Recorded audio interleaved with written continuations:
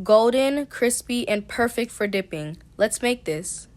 Hey everyone, welcome back to another Can Gen Z Cook video. Today I'm going to show you guys how I like to make my fried plantain with fresh guacamole. Fried plantain, also known as tostones, are crispy on the outside and soft on the inside and perfect with some fresh guacamole. So let's get started. Okay, here is everything I'm using to make my guacamole. I have my avocado, half of this tomato, my yellow onion, 2 garlic cloves, a lime, and some cilantro, not all of this. I'm gonna start off by cutting everything I need to make my guacamole except for my avocados, just because I like to do that last to make it as fresh as possible. And also, if you guys ever want specific measurements or the ingredients I used in a video, it's down below in my description, so you guys can always check that out. I am only using 2 cloves just because I'm not cooking these. They're just going straight into the guacamole, so 2 is more than enough. With the amount that I cut, I didn't even end up using all of it. I used about 3/4 of it.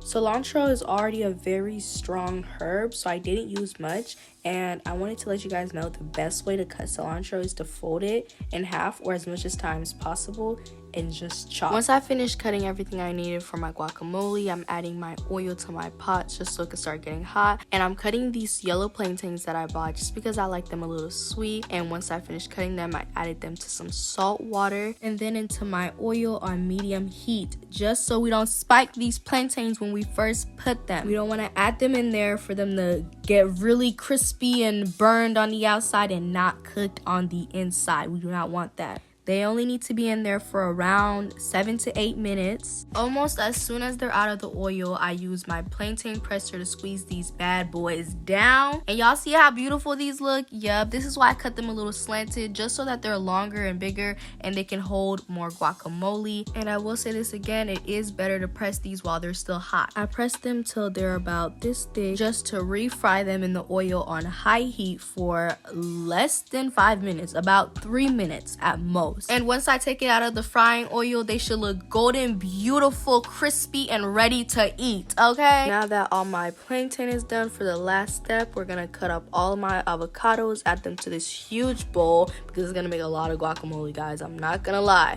It's a lot of plantain, we need a lot of guacamole. And the best way to smash all these avocados is with a potato masher, okay? I'm gonna add up all the things that I cut previously. That's why preparation is always key. I'm gonna mix that until everything is well incorporated into the avocado, and then add my lime into it. Of course, you guys know we need that lime squeezer. I'm gonna add some salt and pepper. Sometimes I do use some Sazon Tropical if I'm feeling like it, but after that, guys, the food is ready to eat. Before you leave, it would mean so much if you guys could leave a thumbs up, subscribe, and turn on your notification buttons so you guys are updated every time Can Gen Z Cook posts another video. Thank you guys. Bye.